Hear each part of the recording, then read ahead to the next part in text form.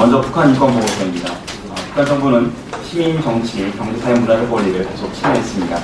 나라 대부분이 식량 부족 현상을 보였고 열악한 경제 관리와 감소한 국제 온도 때문에 식량 불안정이 증가할 것이라는 위험이 존재했습니다.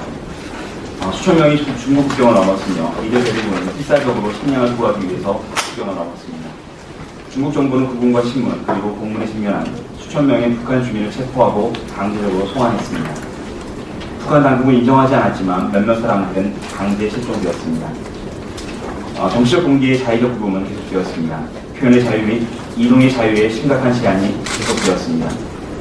최소한 7명이 처형되었으며 독립적인 인권 감시를 위한 접근이 계속적으로 거부되었습니다.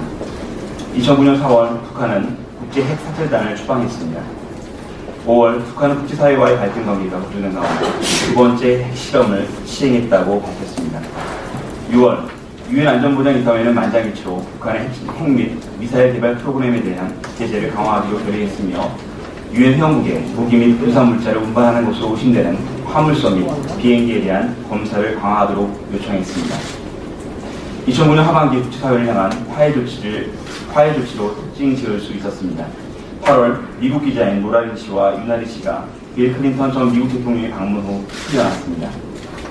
두 명의 기자는 불법적으로 북한에 들어왔다는 이유로 6월에 12년의 노동교화형에 처해졌습니다. 8월 북한 사절단이 김대중 전 대통령의 장례식에 참석했습니다.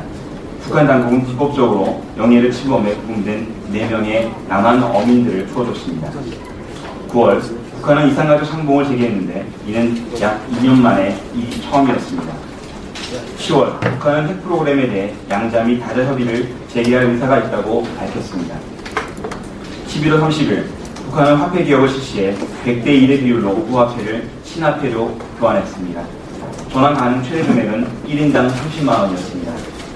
북한 당국은 수도 평양에서 시위가 있은 후 교환율을 약간 높일 것에 대한 압력을 받은 것으로 전해졌습니다. 인구의 3분의 1이 넘는 약 900만 명이 심각한 식량 부족으로 고통을 당했습니다. 그러나 5월 핵실험 및 기부자 필요 현상으로 국제 원조가 급감했으며 그 결과 세계 식량 계획은 애초 계획된 600만 명 중 240만 명에게만 긴급 구호를 제공할 수 있었습니다. 반기문 유엔 사무총장은 식량 부족, 무너지는 의료 체계, 안전한 식수에 대한 접근 부족이 인도주의적 문제가 북한 주민의 인권 실현을 심각하게 방해했다고 밝혔습니다.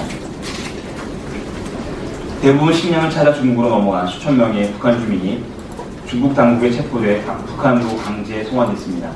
송환 후 북한 보안관리들은 며칠간 국경 근처에 이들을 구금했으며 이 기간 동안 고문과 부당한 대우가 이루어졌습니다. 이들 대부분은 3년 이하로 노동교화소에 수용돼 휴식 없이 하루에 10시간에서 12시간의 강제 노동을 해야 합니다. 고된 노동과 부족한 식량, 부족한 약품 및 의료의 결과 수용시설에서 몇 건의 사망사건도 보고되었습니다. 8월 현정훈 현대그룹 회장의 북한 방문 후 북한은 남한의 현대아산지원 유성진 씨를 석방했습니다. 유 씨는 3월 일하던 개성공단에서 체포되었습니다. 북한 정부는 유 씨가 체제를 비판하고 한 여성에게 남한으로 탈북하자고 회유했다는 혐의로 구금했습니다. 북한 당국은 강제 실종 사실을 인정하지 않았습니다. 1950년대 이래 북한 당국에 의한 남북한 주민, 일본 등 타국 국민의 강제 실종되었습니다. 북한 내에서 반체제로 의심되는 사람의 가족들은 연좌제 원칙으로 실종되었습니다.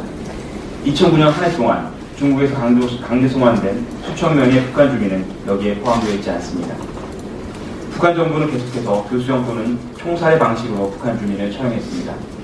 공개 처형은 살인, 인신매매 밀수, 유해한 정보 유통, 종교적 문건 유포 및 간첩 혐의 같은 죄에 적용되었습니다.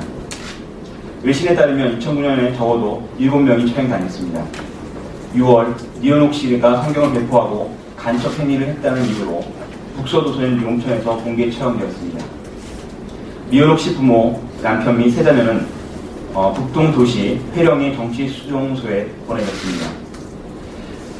북한 정부는 미디어를 엄격하게 통제했으며 종교 활동을 포함해 적대적으로 보이는 모든 형태의 집회 및 표현을 처벌했습니다.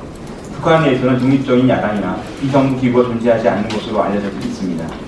북한의 지역 당국은 한국의 영상물을 팔거나 허가받지 않은 중국 이동 전화를 보유한 사람들을 계속적으로 체포했습니다. 4월 김정일 국방위원장을 북한의 최고 지도자로 하는 개정헌법이 발효되었습니다.